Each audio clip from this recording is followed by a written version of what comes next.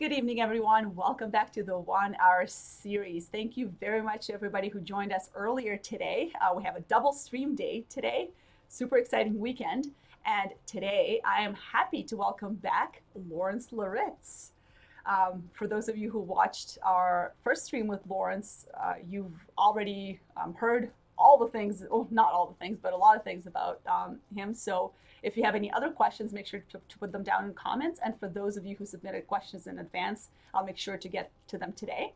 Now, Lawrence is a dancer, choreographer, actor. He's actually many different things. He's done a few different projects. So we'll talk about Lawrence's career today. And of course, as always, there'll be lots of tips for beginner dancers, advanced dancers, dancers who've made it, who want to make it in the dance industry and in the musical theater and in opera. So put your questions down, and if you have any comments or just want to say hello, also put it down in the comments. So here is Lawrence. Hi, Lawrence. Welcome back. Thank you for doing this again. Yes, thank you. It's great to be back. And on a Sunday, I was going to say afternoon, but it's evening now. So those of you watching, we do have a lot of questions for Lawrence today, mostly from people submitting them in advance. So if you want your questions to be answered, make sure to put them down in comments as soon as you can. Now, Lawrence, I know we did Yes. this last time with the whole intro and everything, but could you maybe, for those of us joining us today who haven't seen the first stream, talk a little bit about your career, maybe some projects that you've done, either recent or your favorite projects in musicals, opera, dance, and also your background as a dancer, how you got started. Can I read my bio? Or yeah, or for those for those who want to I'm find out happy more, you to. can just read the bio and go on Lawrence's website or Wikipedia page. It's got all the details. I want to start with a funny story though, and I just Great. remembered this the other day. I had an audition for a movie, and I think it was also on a weekend, and I was like probably in my early 20s or something, and I had gone to the beach. And I ran into New York City. It was at one of the big rehearsal studios, and it was a big movie, and I was excited about going, and because my mind like wasn't focused on that totally, is like I was still thinking of being at the beach and everything. I got into the audition, and the casting director says, "Now tell me about some of your credits," and I went blank. And I was like, "Oh, don't ask me about my credits." Anyway, um, the first thing I did professionally was I grew up in a small town outside of St. Louis, Missouri, and I saw this little ad in the newspaper that they were going to be auditioning for the world premiere of the musical State Fair. And at that point, I had had tap dancing lessons less than a year, and asked my teacher, do you think I should go? And she said, well, you haven't studied that long, but yeah, sure, why not go ahead and give it a try? So I went and I got chosen, and it was a spectacular time. It starred Ozzie and Harriet Nelson from TV fame, and Tommy Tune was a choreographer. The composer Richard Rodgers of Rodgers and Hammerstein supervised the entire production, and it was just a wonderful experience. And after that, I did a couple more seasons of summer stock, and um, I started taking ballet lessons because I had to for one season of summer stock, and I wasn't really that into it. I didn't want to be a ballet dancer, but um, I got a full scholarship um, to the Harkness Ballet. So that's how I ended up in New York. And then I also was at the School of American Ballet for a very long time, which is the training school for the New York City Ballet. And so that was my foundation. And I danced with a lot of the major ballet companies around the world, including the Joffrey Ballet, the Hamburg Ballet. I danced with the Harkness Ballet trainees, the Paris Opera, um, the Bat Door Dance Company in Israel. I was a guest dancer for them. Um, Chicago Ballet, and I also started the first dance company for the Los Angeles Music Center Opera, which was directed by Placido Domingo. And it was also a really wonderful experience. Musicals, I did Fiddler on the Roof on Broadway, and we also went out on a national tour after that.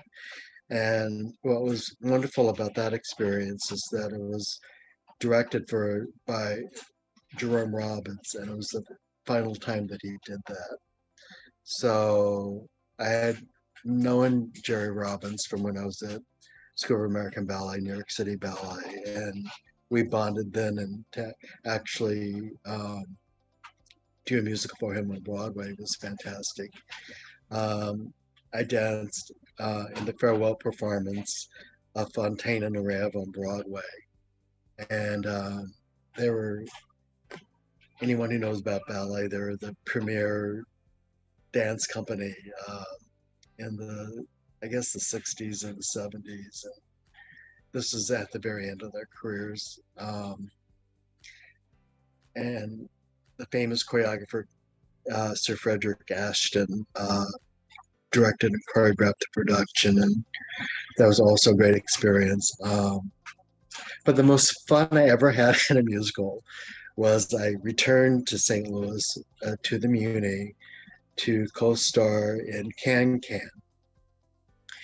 And a good friend of mine that I knew from Los Angeles, Lorene Yarnell, who was famous for being part of the mime duo Shilda and Yarnell, was my dance partner. And it also starred Judy Kay and John Reardon, John Shook. And it was magical. It was so much fun. Everybody was so supportive and loving. And it was just a blast. We're supposed to go on tour afterwards with it. And then Judy Kay already had a Broadway commitment or something, and she couldn't go on tour. It would have gone on for quite a bit longer had she been available. So, and you can see behind me, Crank It Up. I got yelled at for not mentioning this last time by a friend. I had a hit record. It went into the top 10 on the dance charts. And I traveled all over the world with it, promoting it and singing in clubs. And that was definitely a highlight. And I'm still, doing a lot of things, so it continues. Well, you said that you worked with, well, you said, and obviously you've worked with a lot of people throughout your career, and you mentioned that it was great, everybody was supportive. But have you ever had, and this is a question coming from a few actually audience members who are also actors and experienced this. So have you ever had any um, conflicts or someone you didn't like working with in your career? Oh, you wouldn't be in show business if, if you didn't have your. Everybody has their share of nightmare And okay, experiences. I guess the question for those actors was how did you deal with it, or what's your way of dealing with it? Any advice for beginning actors and dancers? Well, Fiddler on the Roof was actually a nightmare for me. It was incredible experience, and when we were at the New York State Theater, um, they had um, for a few summers they had Broadway shows there to fill out their June, July, August slot when the New York City Ballet or City Opera were not performing. And so um, I got hired to do it on Broadway. And of course, Jerome Robbins was around, and um, it was fantastic. But when we went on national tour, right after we closed on Broadway. I think our first stop was Minneapolis.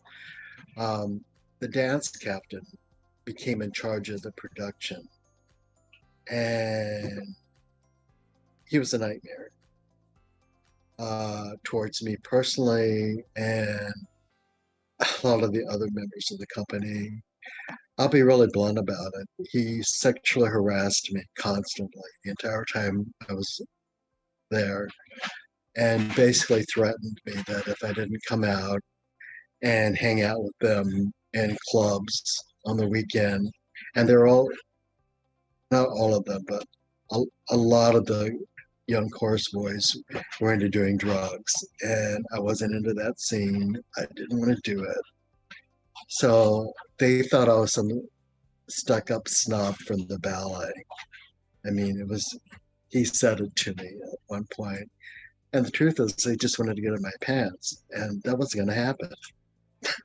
You know, I'm attracted to who I'm attracted to, I do it because I feel affection for someone, not because someone is threatening me that I have to have sex with them. So, how did I handle it? Well, after a while on tour, I quit the company and left. I couldn't take it anymore. So, when I think of Fiddler on the Roof and people talk about it, I kind of think about it in two parts because when I was in New York and working for Julia Robbins, it was a fantastic experience and I love doing it on Broadway.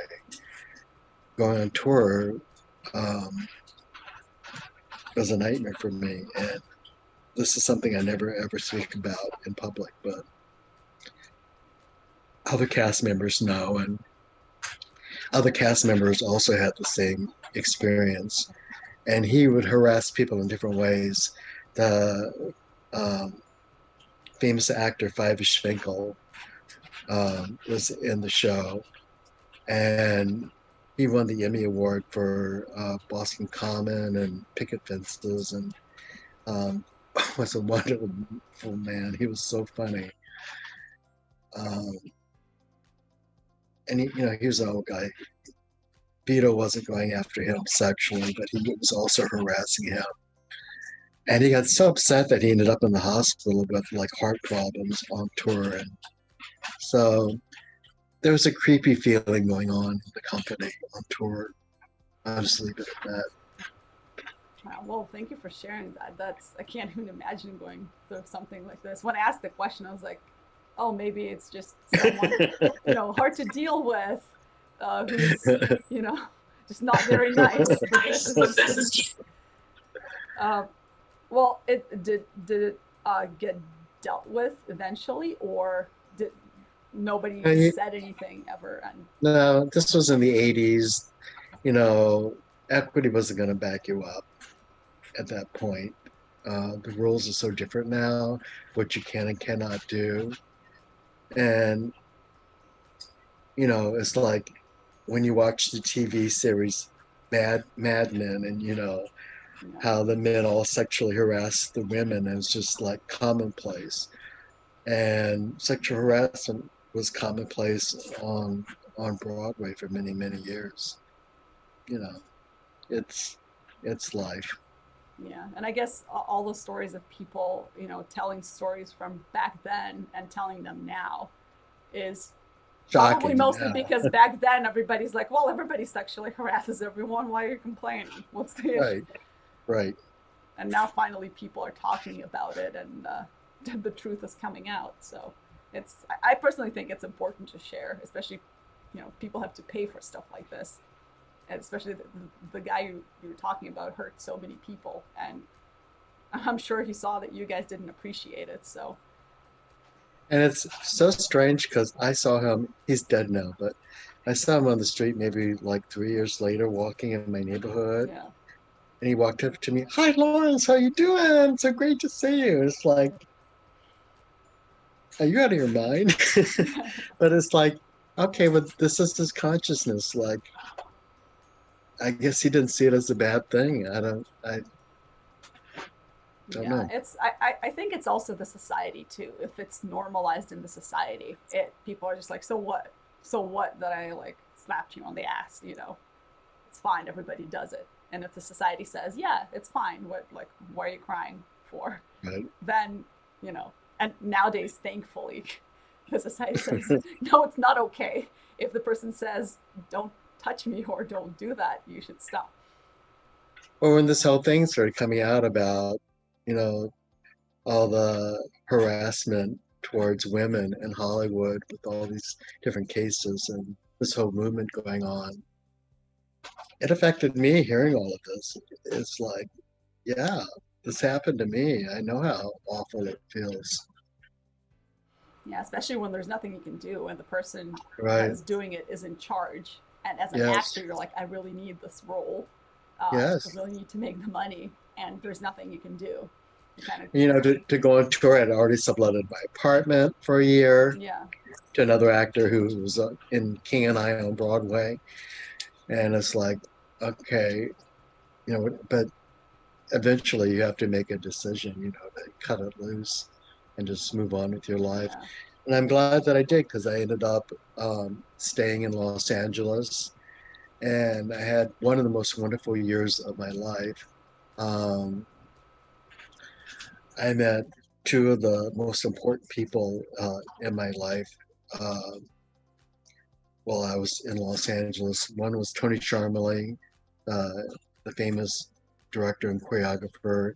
He was the first person who started dance on television, and back with your hit parade and your I think it was your shows and I don't remember, but he did every major act on television, musical variety. Juliet Prowse, he did Bette Midler special, The Muppets, and incredible human being. He was recently passed. Um, a beautiful painting hanging on my wall over here. He was also a wonderful artist. And Ron Palillo, who people know played Harshack on Welcome Back Kotter, the TV show. And we became friends for over 30 years. He also passed away um, in his early 60s from a heart attack. But they were both major parts of my life. And I auditioned. I Once I decided I was going to stay in Los Angeles, I had already done a role on All My Children in New York. So, and I had a few other television credits. So I got an agent. She sent me out. And one of the really great ones she sent me out to was at Paramount Studios. It was so Nice, exciting being nice. from New York and going into Paramount Studios. And I was there a little bit early, so I went to the famous commissary there, and it was great.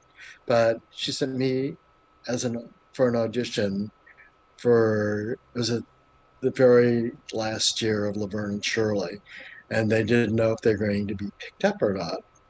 So it was kind of like a general kind of audition where they went in and asked me to do a comedy scene, something that I thought would show me off. Yeah. So I had worked on something with Woody Allen where this thing got cut, but the dialogue was hilarious. So I did that and I added to it. And Gary Marshall and I believe Penny was there also, and the casting director. And I did the scene, and they're screaming, laughing. And I remember that after I did the scene, they had me do it a second time for Gary Marshall and for Penny. They said, you have to see this guy, he's hilarious.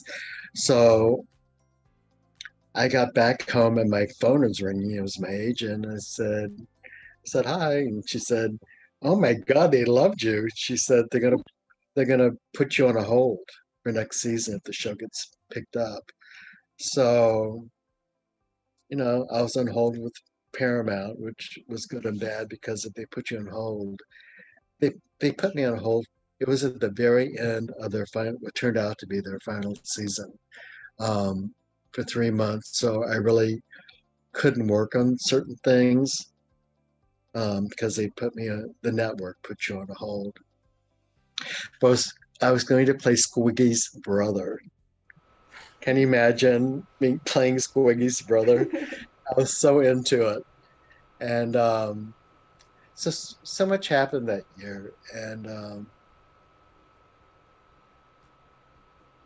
so, I mean, I also look at the whole Fiddler experiences that it got me to my destiny in Los Yeah. Angeles.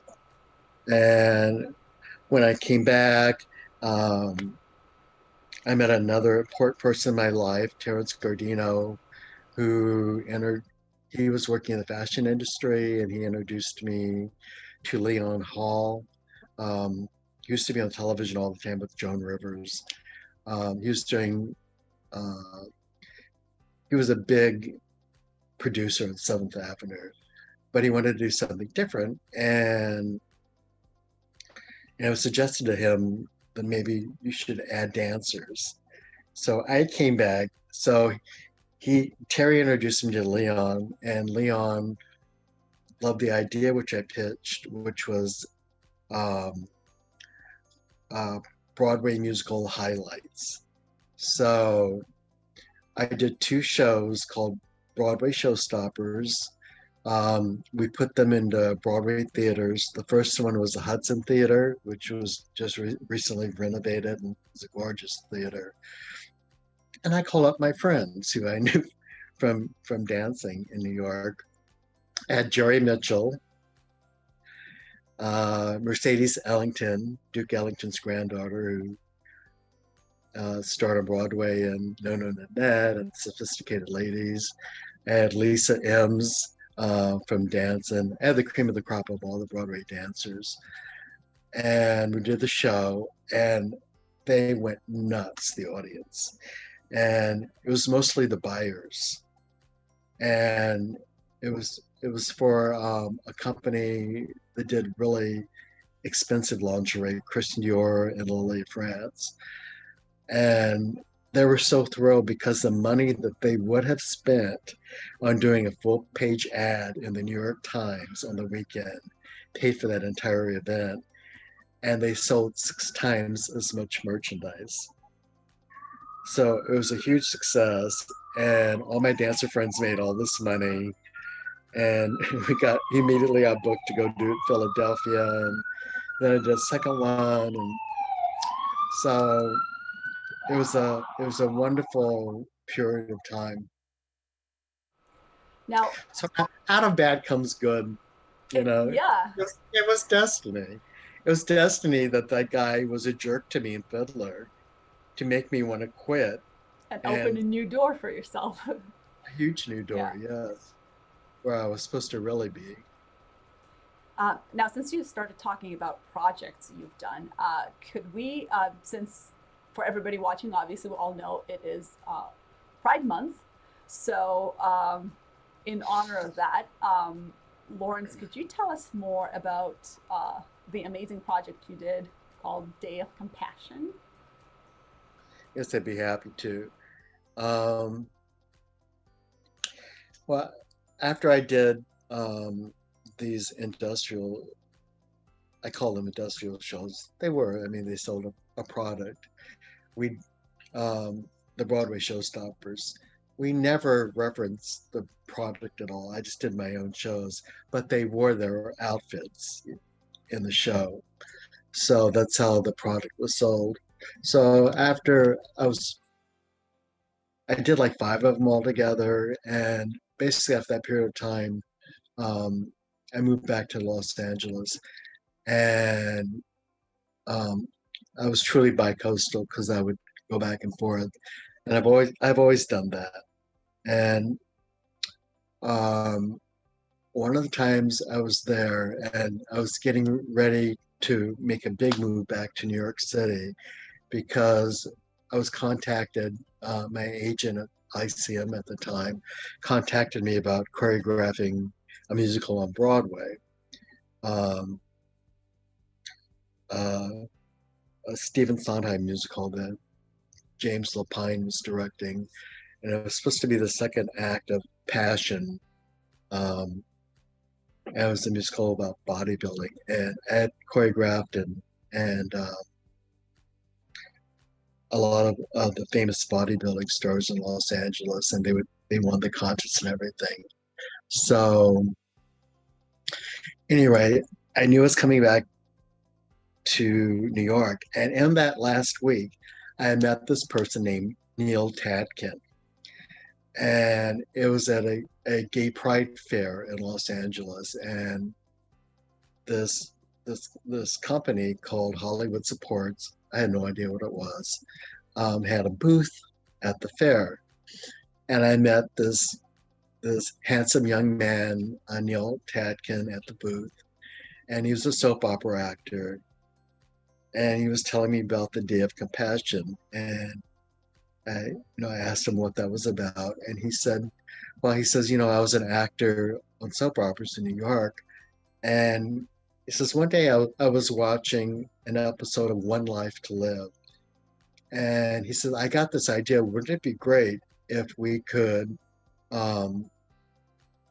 do an event where we could get the soap operas to all participate on one day to honor people who are HIV positive, um, who were sick with AIDS, or to honor those who already died. So, everything at that time was about fundraising and making money.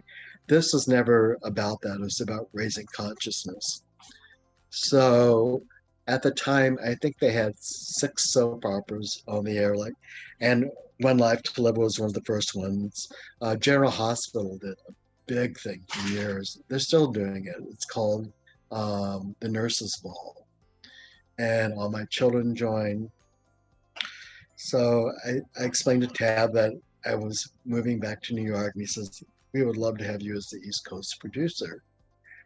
So without thinking about how much work it was going to be, I said yes. So they were getting more involved with cable television at the time. This was 1994, 95, 96, I think. Those are the correct years that I was involved with that. So I went back to New York and I just hammered all the shows in New York, all the talk shows, um, the remaining soap operas, and there were a lot of soap operas on the air at that point in during those years, and and the cable shows. And by the time we got the next show on air, it aired the first day of summer every year, which was around June the 23rd. We had 200 shows on the air. So it was amazing going from six shows to 200. And then the following year, it was like close to 300. And we added radio and all these different outlets. And all those talk shows started asking me to come and uh, appear on the shows, like Rosie O'Donnell and Rolanda Bay. Was it Rolanda Bay? Rolanda, should always say her name. It was hilarious. And Sally Jesse Raphael and Maury Povich. And so I was more than happy to go on and to be a face to speak about it. And the thing I that was very subtle, and I thought was extremely interesting, that I think it was the year that I did Rosie O'Donnell's show, and everybody was watching that show then. The very next day, the president came out in front of the White House, was giving a speech about several topics, and then he got to AIDS and he mentioned, and he says, I want to say as president that we all need to have a lot more compassion for people who are HIV positive or who have AIDS. And for me, that was just like, a pinnacle that the message had gotten out and has been spread and understood.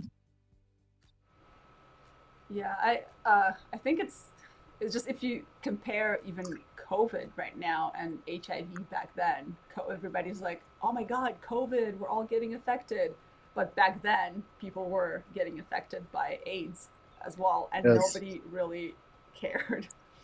It's and There's I a guess things changed now, but still, if you compare now, the now pandemic to the then pandemic, it's just weird to see how nobody cared back then, and now people are. or President Reagan wouldn't even mention it for 3 years when Yeah. he was in office. Now, well, continuing the pride topic, um, how do you think, or what was it like back then compared to now, and how did things change, you think, for the performers, or in general for LGBTQIA plus community? Or did they change for the better? How was it back then? What is it like now? And maybe if Uh, you can mention how it is in theater too, if anything is different. in theater, it was always okay. I mean, nobody cared. In fact, it was you felt like you were part of a social club if you were gay in theater. And in the ballet, people think like all male dancers are gay, and they really aren't. It was like kind of half and half in ballet companies. Um, it's so much better now. Yeah. Uh, in general, I mean, like we had Will and Grace on earlier today, and I was laughing and watching that. I was thinking, and that was around like 2005 that was on the Mm-hmm. air, right? I honestly have no idea, but I feel like it was a long time ago. A long time ago. But I mean, it was on the air for like Yeah. 10 years. And how how much that changed people's consciousness and all these different television shows with gay characters. Um, it really woke up our country. Our country is so backwards. I remember when I was dancing the Hamburg Ballet in Germany, and I stayed with this older German woman who housed ballet dancers, and she loved the ballet. Um, in Germany, um, you're considered a movie star if you're in the ballet or if you're an opera singer. They don't really care about TV or films like we do in this country. They put their artists on pedestals. And so anyway, two dancers that I knew from the Harkness Ballet were staying with her, and it was one nice size room, and they wanted a bigger place, so they were moving. So they knew about this place, and I went and got the apartment there. And I had been there for a few months, and I met somebody, and I I told her, I said, I met somebody, and I said it's a man, and she said, so this doesn't bother you. She says, no, it's natural. She said, it's normal. And it's like, oh yeah, they have like, this is not America. So it gave me a really good reference point. Yeah, it's interesting how different countries are. It's like you think everything's like in the U.S. and then you go somewhere else and you're like, wow, Not at it's all. very I different. mean, those are the great parts Mhm. about um, being in the ballet because we traveled all over the place. Yeah. We danced in Florence. We danced in Vienna. Uh, we danced in Poland. In Wow.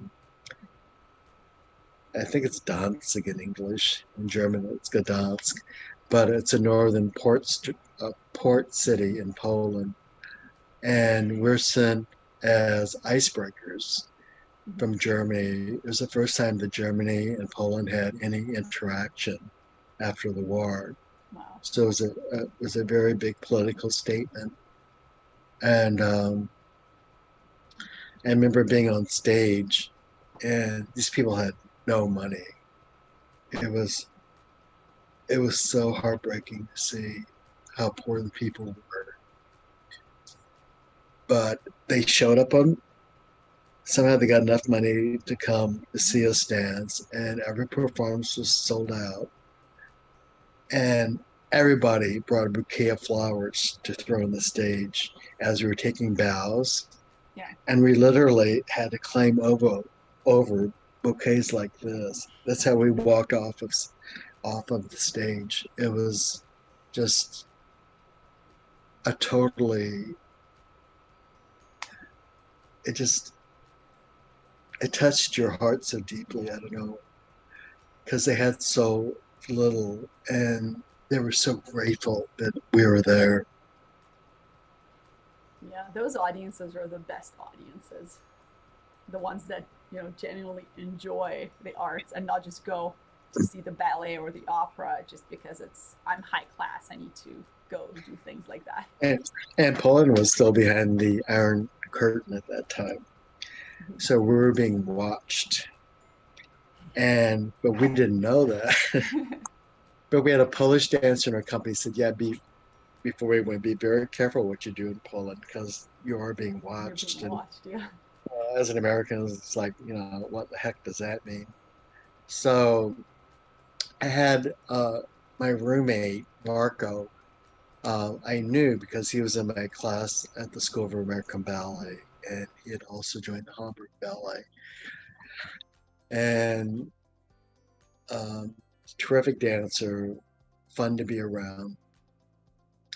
And so we came out of our hotel room one morning, and I saw these like two men standing at the end of the hallway, like dressed in suits and like looking the other way, but I knew they were looking at us. So, we walked along and I turned around a couple of times and they were walking behind us going to the theater. So I told Marco about this and he said, yeah, whatever. So the next morning we walked out and I said, you see those two guys at the end of the hall? Those are the guys that are following us. And he says, oh, he didn't believe me.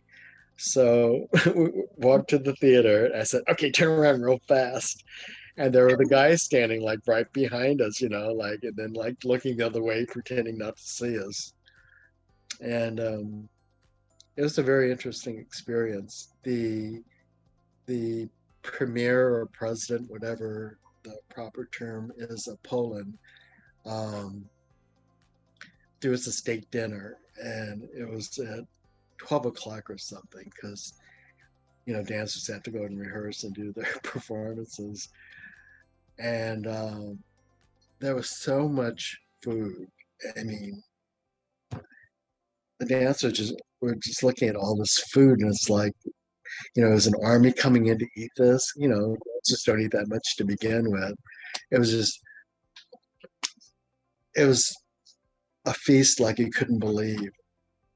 And it was heartbreaking to us because we knew people were starving. You went into the local grocery store,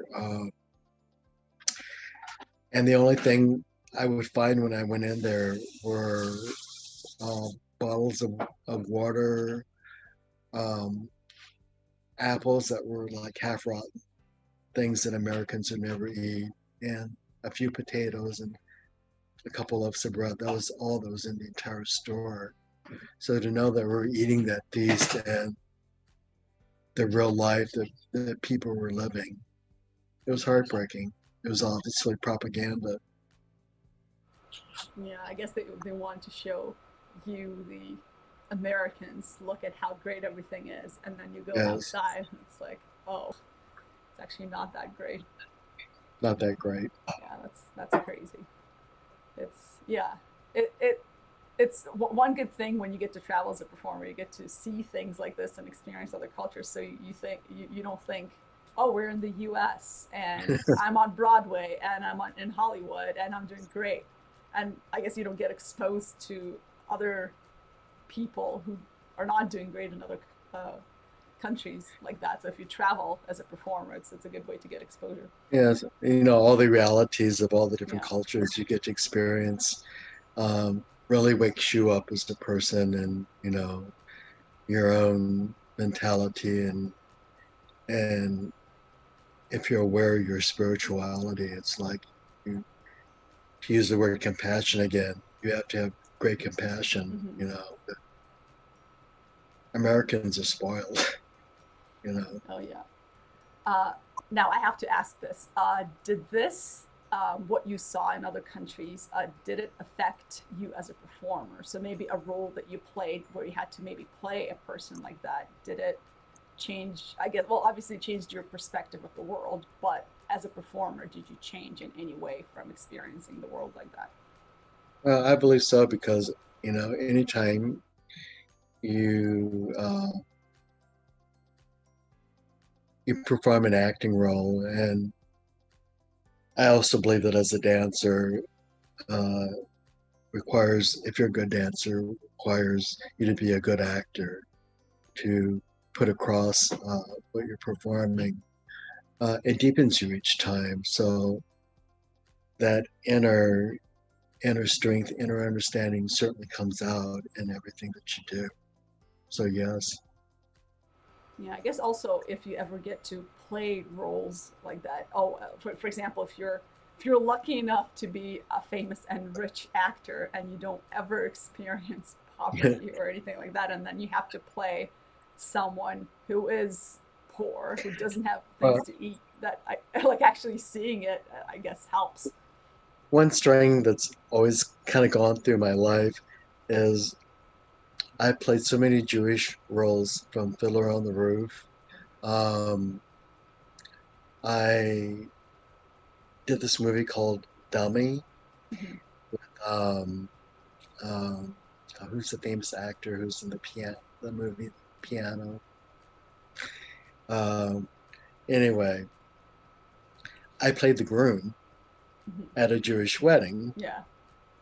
and it was a really funny scene. And we had the reception afterwards, and my bride was pleasingly plump, and the husband was like, didn't he was like forced into the marriage or something, Yeah.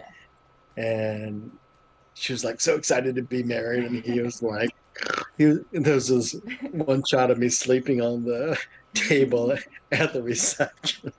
It's a funny movie.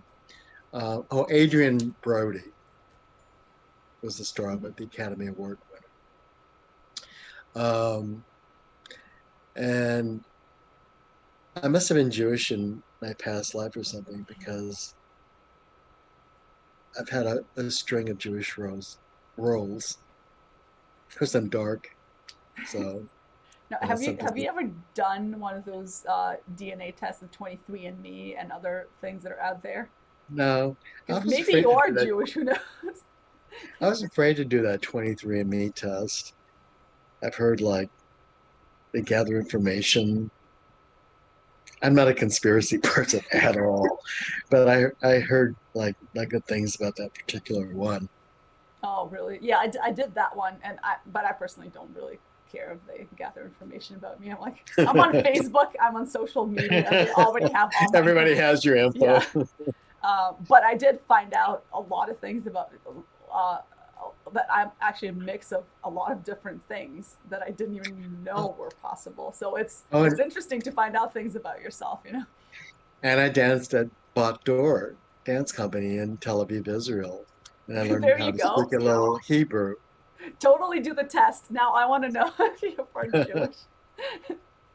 Because I am. And I'm like 12% Jewish, but I also always suspected it. I have like a bunch of different things in me apparently, including I didn't ever think that I was Jewish, but apparently 12% right there. So who knows? Maybe you're 50% Jewish. Who knows? at least half of my friends are Jewish. It would make sense. Right? Yeah. You hang out with Jewish people, you play Jewish roles. You went to Israel, might as well It's be a Jew. been a big part of my life. Yeah. Now, this was a question from a few people, and I think it's usually one of the questions people ask other actors. So I apologize if this has been asked a million times before, probably has, but what was your most challenging role, whether in dance or musical or film, and why did you think it was challenging? Is it like the character? Is it working with the That's a people very good specifically? question. Yeah, it's one of those questions where you're like, okay, let me take a week and think about it because I have so many rules. The most challenging thing of the past year, I can tell you, is now all the auditions are done on Zoom. Hmm. So my agent Greg, that we just spoke about for a minute Yeah. in our pre-interview, um, can tell you that he gets me a lot of auditions for different TV shows, and you have to self-tape them, and you have to find a reader, and you have to set up good lighting. It's a big ordeal, Yeah. and you have to learn the material, and it's a huge challenge. And I just recently was asked to audition for this role, um, for a doctor for some industrial that I didn't even want to do. And it had all these medical terms. And it was during a period of time when I was working on some other projects Hmm. and I really had no time to learn the material and learn how to say the medical words properly and to set it all up. And so I just turned it down, but every other one I've done this year. And I was talking to Brad Oscar, who's a Broadway actor, who was on the Spelling Bee thing with me that I just did. Yeah. And we had a chance to chat before the show, and we were talking about how difficult it was doing these self tapes. And I said, but the one good thing is that you can take the best take to send into the casting director. When you walk into a rehearsal room, as everyone knows, you have one take at it, and you may have thought it was good or horrible, depending Yeah. on how you perceived it. So, Yeah. It's also one thing I like about self tapes, but also it's uh, kind of a double-edged sword because if you can do as many takes as you can, but at the same time, for me personally, I look at my takes and I'm like, I don't know, my face looks weird in this one. The acting's good, but the face is weird. I have to retape. Then I'm like, okay, the face is okay, but now the acting's gone. I have to retape. So I feel like sometimes just doing it once and getting it over with uh, is good. Uh, but I personally also like the the option to just tape it like 10 times and just pick the best take. So there's, I guess, yes, two ways yes. to look at it there. Uh, now, what about the most challenging role that you've ever played? I'm trying to think. It's really roles that are really not like you at all. I did this show, it was down at the Mm-hmm. Baryshnikov Arts Center about 10 years ago. And I don't even remember the name of the show, but I was playing a character loosely based on J. Edgar Hoover, and the a lot of dialogue and several monologues that were quite long. And he was such an icky character to play. you know, he was such an unlikable person um, in the script that I found it very difficult to play. Um, I think mostly on TV and film, they're always going for the look, but I think they also choose people who are very much like the part they're casting. And in theater, you get casting roles where you're an actor. You have to be an actor. So it doesn't matter if this person is someone that you can really relate to. So I would say it was roles um, that you really have to separate yourself almost entirely and take on a person that you really don't like. I think maybe last time too we mentioned the opera that I one of the operas that I performed in early on in an acting role. playing Toby in the medium, that was a very exhausting part because I really put myself into it 1,000%, believing that I was deaf and that I was being, knowing that I was being abused, and it moved me a great deal and in a beautiful way, but it took a lot of mojo. And I did it several times in different theaters. I mean, that specific role you did several times. Yes. Oh, okay. And later on, when I was dancing at the Metropolitan Opera in New York, I worked with Giancarlo Menotti, the composer, Mm. and I relate to him. I told him that I'd done Toby around the country several times, and I relate to him my feelings about the role, and he loved hearing Yeah. my perspective on it. Yeah, it's so nice to get to talk to the composer or the creator The of the work. source, yes, the It's source. so interesting, Uh, especially when you're playing a role. You could, talk and say something like, "Oh, how did you see this character when you're writing the the thing, whatever it is, the opera or the musical?" It's just amazing. he was such a kind man. Yeah, I find like the more I do these interviews, the more I find that people in this industry are just so nice and kind. Or maybe it's only the people who agree to do these streams. I don't know.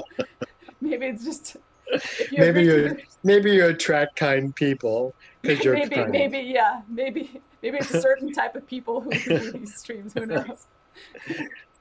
Well, you don't want But to go on a stream and be a jerk because it's on there forever for somebody to see, right? exactly. Yeah, you never know what's going to happen in 10 years. People might be calling you out and now there's video evidence of you being a jerk. So, See, he's a jerk. I yeah. knew See, this 1 hour series uh, it. broadcast video proves it. He's a jerk. Yeah. Um, That's funny. oh, we're almost out of time.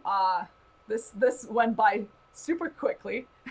Thank you everybody for amazing questions, and I apologize for people who asked specific questions. I did combine them with other people's questions that were pretty much the same. But I'm pretty sure everybody got answers to their questions, except for one question that was dancer specific from a dancer. And well, yeah, and he was okay with mentioning his name. So David is saying, is asking about recovering from injuries and the advice for that. So as a dancer who dances a lot, how do you recover from injuries quickly? And do you say no to projects when you have minor injuries? Or do you still say yes so you don't miss out? So what's your advice on that? Oh, that's such a hard question. Um, I've had injuries all of my life, um, from the really severe to um, the ones you can recover from uh, kind of quickly. If I think I can dance in a project, like I have terrible bunions now from wearing ballet shoes, tap shoes, and tight shoes all of my life. And they really hurt me now. So I consider which projects I'm going to do. And you have to be your own best friend. And if I am injured and I think I can do a project and it's not going to make my injury a lot worse, then I would probably do it. But I mean, you really have to be the judge because if you think something is going to make you worse, then it's absolutely not worth doing it because there'll always be something else. Yeah, I mean, if you injure yourself badly enough that you can't dance anymore, was it really worth it? No, Yeah. exactly. I just want to give a quick shout out to Sharon Wendrow, who's watching and said love the show. I'm assuming Lawrence, you Thank know you. Sharon. Oh yeah, hi Sharon. Yes, uh, she's great. Love her. So thank you for watching, Sharon, and everybody else. Let me actually ask you a couple more questions, or maybe I'll make it into one big question or something. Um, so since this stream is called Success for Dancers, well, mainly we've talked about your career, and hopefully people were able to, get some pointers out of that about how your career went and what you did. But could you maybe, as a choreographer, uh, give some tips to people about being successful as a dancer in the industry, whether it be opera or ballet or musical theater or all three if you can? Um, I'm always looking for people who are being themselves because when you audition people and you have a room full of people, most people can do the combination um, fairly well or acceptable or extremely well. But depending on the project that you're doing, it may not really matter how well they can dance, but I am looking to see how you perform and your personality because I like actors. I like people with personalities. I want to see what's on the inside of them because I can work around any shortcomings that they have as a dancer. Yeah, that advice keeps coming back at every single stream. Honestly, be yourself. Everybody Right. is just screaming it, please be yourself at auditions. Yes. I know It's it's hard to learn. It's like, okay, well, who am I? Just coming mhm. in with a smile on your face and just feel the music. I mean, I can see who you are from the way that you express the music, Yeah. the way you feel the music. Now, how do you feel about people coming in who are not primarily dancers? So, say they're maybe beginner dancers coming in to audition for, and I'm not talking about ballet now because obviously, if you're auditioning for ballet, you better be a good ballet dancer. But for musical theater specifically, so maybe people are saying, "Oh, I'm more of a mover, but I'm coming to a Yeah. dance call." Should they still come or skip dance calls if you're not a dancer? I mean, it depends what it is. Like when I choreographed um, Boobs, the musical off Broadway, it was mainly the the six characters are mainly singers, but two of the characters really had to dance, and the other characters, I I watched them and I would try out things with them in rehearsal, and the things that they could do the best is what I used in the choreography. So, you work with people on the level that they're on, depending on the project. Sometimes you have to be a terrific dancer, but sometimes you don't. What about remembering combinations? What if the person is, uh, well, I don't know if that's even possible. If you have great technique, you probably have taken a lot of dance and are good at remembering choreography too. But if, let's say, someone has maybe not amazing technique, but like good enough technique for the show, but they're not able to remember the whole combination you give them at the audition, would you ever consider them, or they absolutely have to remember the combination? That's the number one thing you're looking for. If I was really interested in them, I would give them a second Mm-hmm. chance, third chance, if I Yeah. really wanted them. So, Yeah. Well, I guess in New York, you have just so many different dancers and actors that you don't really have to, if somebody doesn't get the combination, right. you're like, okay, I like you, but I also like these other 15 dancers who When you actually got the audition in combination. New, yeah, when you audition in New York, everybody's fantastic, Yeah. generally speaking. So, Well, that's interesting. In Chicago, it ranges. Sometimes I've seen or not seen, heard some choreographers say, "Yeah, come out, even if you're not a dancer, even if you're like not even a mover, come out. I want to see you."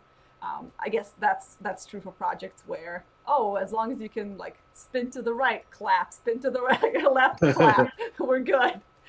yeah, Um, not so much in New York. but yeah, I guess in New York, it's like, yeah, I have been a professional ballerina for 15 years, and now I'm coming out of this project. I'm also a professional opera singer and an amazing actress. So I guess New York versus Chicago competition is different too. But New York is New York for a reason, I guess. Yes.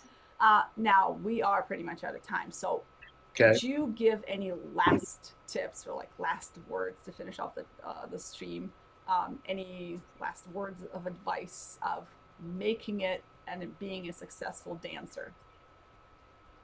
Well, everybody should be excited because Broadway's coming back with a vengeance in September. One play's opening in August, and Bruce Springsteen is opening the 26th of this month. So it's coming alive again. Um, just take your classes. Um, and as I mentioned before, if you want to do Broadway, you do have to sing. So the vocal is very important. So you need to take singing classes or singing coaching, singing lessons, get your voice up there so you can compete. Because I know some dancers who are just incredible singers. It's like Mm-hmm. they blow you away. They could either audition as a singer or Or as a dancer, yeah. dancer. Yeah. Yeah, I guess it's a little bit easier for singers to who don't dance well than for dancers who don't sing well in musical theater. Well, when I did Fiddler on Broadway, I was hired as a singer on a singer's Mm-hmm. contract because I always sang well. So I was so tired of just being in the ballet companies that I wanted to do something different. So I went in as a singer, and I had to dance a lot at the audition. But so you can be both. Yeah, well, it's of course better to be a triple threat singer, actor, dancer, and while you're at Absolutely. it, add some like special skills that nobody else has to compete in the Yes. industry. But Give you an edge. yeah, I just feel like it's they're more forgiving towards singers who are not great dancers than towards dancers who are not great singers. It's like, yeah, Yes. we'll hire a singer if you're a really great singer but can't dance. We'll like adjust things for you because you're the lead or whatever. But if you're a Right. dancer, it's like, yeah, we have like 1,000 other dancers who also can sing. Why would we take you, kind of thing? Being a dancer is so competitive. Yeah, it's also physically I'm demanding too. yes. I mean, I'm like amazed that I ever had a job, Hey, being a little kid from the Midwest, I mean, there's just so much competition, and I'm so grateful for the Yeah, career that I've had. Very grateful. and I think also if you're good and you're kind and people like working with you, then one project leads to another. Once you It get something, does. you get your foot in the door. Okay, now you know a bunch of people. So next time you audition, they're like, oh yeah, yeah, I've worked with them before, and And then you get hired again. not always directly, but kind of indirectly, Yeah, exactly. Yeah, and word gets around about you, yeah. So good and bad. yeah, exactly. So don't mess up because everybody Pays, knows everybody in the industry. it pays to be a kind person in show business, Mhm. but you should be a kind person, period. You know, Yeah, life is too short not to be kind to other people. It costs you nothing. exactly. And a smile or a kind comment to somebody may totally change their day, Hmm. their week, their year, their life. Words are powerful. And I remember nice things that were said to me and horrible things that have been said to me. And they stick with you like Hmm. glue. Yeah. So be very careful and very kind um, to people that you speak to, especially if you're a teacher, because those students are hanging on every word that you say to them and they're looking up to you. And it's very important, to lead with an open heart. Yeah, and I guess as long as your whatever you're saying is, true and genuine and not fake, because also nothing worse than, oh yeah, you did a great job. Yeah. Like the fakest thing ever. And I'm like, I'd rather you not say anything than be fake. Come on. Well, that's why I said lead with your heart, because if you're leading with your heart, it Yeah. will be honest. Yeah, because also people can tell when you're fake. Like being fake nice. It's, I don't know what's worse being mean I or don't being have time for that. exactly right. But yeah, well, thank you for all the advice and for talking about your career today. And of course, for those who want to find out more, Lawrence has a website and a whole Wikipedia page about his career with links you can click on and find out more. I think we'll need like 10 more streams to discuss everything Lawrence has done. And you continue working to this day to film reopened, so you're doing film right now, Yes. right? Yeah. So I'm starting work on a documentary that's being done in Los Angeles, which I'm proud to be part of, called Commitment to Life. That oh, we'll nice. talk about some other time. When It's is by I, starting? I, we're already in the process. Part of their focus is on the Day of Compassion. So Oh yeah. if they've collected some of the talk shows that I've been on, and we're in Oh, nice, conversation. nice. Yeah, definitely keep me posted on when that's going to be available to watch.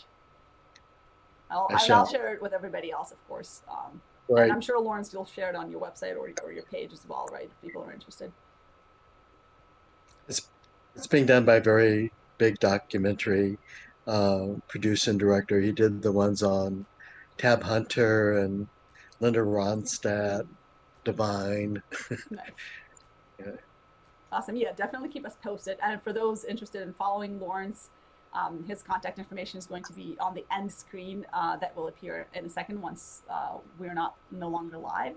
So you can follow him on Instagram, visit the website, or just Google him if you're interested in finding out more.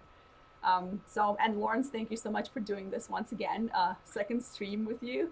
yes, thank Um, you so much. Now, it's always interesting to find out about careers of other actors, dancers, performers in general. I had Um, no idea I was going to be talking about what I spoke about today, so right? You never know. It's like you never the know. conversation leads there. Like, okay, might as well. let's, Go with it. let's go with it. Yeah, it's definitely not where I thought this was No, going to me go, neither. but we got all the questions answered from people who are watching or submitted in Right. advance. So I'm glad that happened. And for those of you watching, by the way, another reminder: on Tuesday we have a theater producer on our stream. So if you'd like to find out what producers do not really for actors, but what producers do in theaters and how they affect casting, or what role they play in casting, and also how to become a producer, or the life of a producer in theater. Join us on Tuesday night, and stay tuned for new streams.